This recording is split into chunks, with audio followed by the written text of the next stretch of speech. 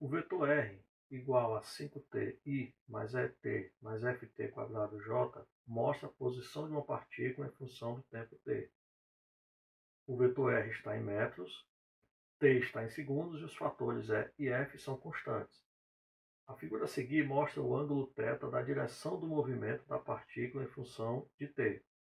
θ é medida a partir do semi-eixo x positivo.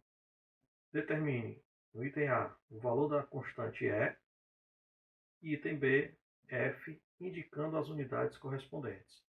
Vamos ver aqui duas informações importantes. A primeira diz respeito ao que o problema coloca aqui, como sendo que o ângulo θ representa a direção do movimento.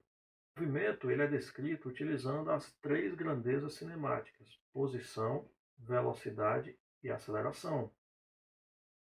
A aceleração ela representa a taxa de variação do vetor da função velocidade. A posição ela localiza a partícula a cada instante.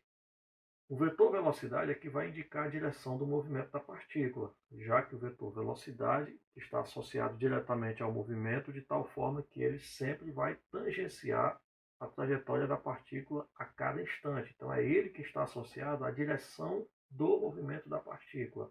Então se eu tenho, por exemplo, uma trajetória desta forma, minha partícula passa num determinado instante aqui nessa posição, o vetor velocidade teria esta orientação nessa posição, ou seja, indicando a direção do movimento. Então, a direção do movimento, ela é, de certa forma, indicada pelo vetor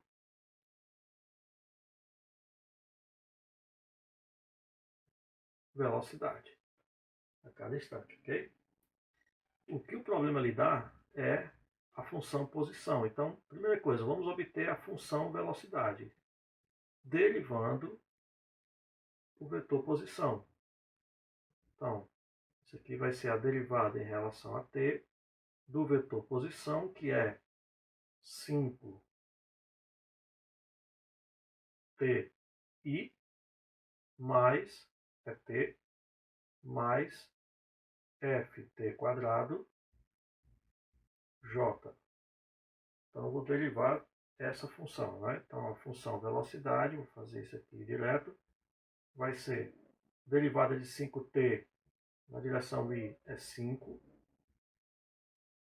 5i, mais a derivada da constante E vezes t é simplesmente E, mais a derivada de ft quadrado é 2ft na direção j. Esta é a função velocidade. O problema está lhe dando também um gráfico que representa como o ângulo θ desta direção está variando no decorrer do tempo. Esse θ é um ângulo medido a partir do semi-eixo x positivo. Então vamos ver aqui uma coisa. Eu vou indicar aqui os eixos x e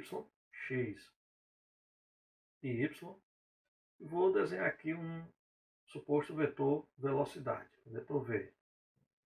Esse ângulo θ é este ângulo aqui, ou seja, o ângulo entre o vetor v e o semi-eixo positivo x.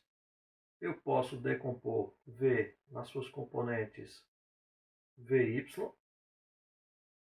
e vx e calcular, por exemplo, olhando para esse triângulo em retângulo, calcular a tangente de θ como sendo o cateto oposto, que é o valor vy, sobre o cateto adjacente, que é vx. Então é assim que eu vou associar este gráfico, que representa o θ. Eu, já conhecendo o θ, eu sei qual é a tangente dele, e eu tenho as componentes vy e vx dadas aqui nesta função vetorial, que tem uma escala estabelecida. Aqui eu tenho 20 graus, entre 0 e 20 eu tenho 4 divisões, então eu tenho 5 graus a cada divisão. Então 20, 25, 30, 35 graus. Então para t igual a zero, o θ é igual a 35 graus. Então, para t igual a zero, θ é igual a 35 graus. E veja que para t igual a zero, a função velocidade no instante zero é v0 igual a componente x é 5, constante, então 5 i mais j. E agora eu vou explorar esta relação obtida, ou seja, a tangente do θ, no caso aqui 35 graus, que é o ângulo para t igual a zero, é igual a componente y da velocidade, que é o valor e, dividido pela componente x, que é 5. Então daqui eu tiro que é igual a 5, tangente de 35 graus. Calculando isso aí, você vai encontrar o valor de E igual a 3,50. E a unidade, veja que o E está isolado. Importante salientar aqui, por ser velocidade, cada componente do vetor velocidade tem que ter dimensão de velocidade. Como o E está isolado, então ele já pode ser representado como unidade de velocidade. Então E é igual a 3,50 metros por segundo. Agora vamos para o F. Agora eu vou olhar para o gráfico e explorar outro ponto do gráfico. Eu vou pegar esse daqui que está bem definido. Aqui tem uma escala horizontal no eixo dos tempos, de tal forma que entre 10 e 20 tenho 5 divisões. Então cada divisãozinha dessa corresponde a 2 unidades, 2 segundos no caso. Então 10, 12, 14. Nesse instante aqui é um instante t igual a 14 segundos. E para t igual a 14, o ângulo θ é zero.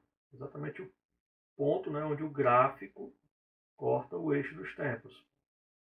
Então, para t igual a 14 segundos, o ângulo θ é zero. E o vetor velocidade, nesse instante 14, é igual, vamos pegar a função velocidade 5i, componente x não muda, mais o valor de E, que a gente já conhece, que é 3,50, mais 2F vezes o instante t, que é 14, na direção J. Então, V para t igual a 14 é 5i mais 3,50 mais 28F, na direção J. Então, agora eu vou explorar novamente esta relação. A tangente do ângulo, no caso aqui é zero, é igual a componente y da velocidade, que é 3,50 mais 28F, dividido pela componente x, que é 5. A tangente de zero é zero. Então, 0 vezes 5 vai dar zero. Então, sobra 3,50 mais 28F igual a zero. Fazendo esse cálculo, encontrando F, o valor encontrado será menos 0,13. Agora vamos ver a questão da unidade. Veja que o F está multiplicado pela variável t. Como esse termo todo tem que ter dimensão de velocidade, o F tem que estar dado em metro por segundo ao quadrado. Por quê?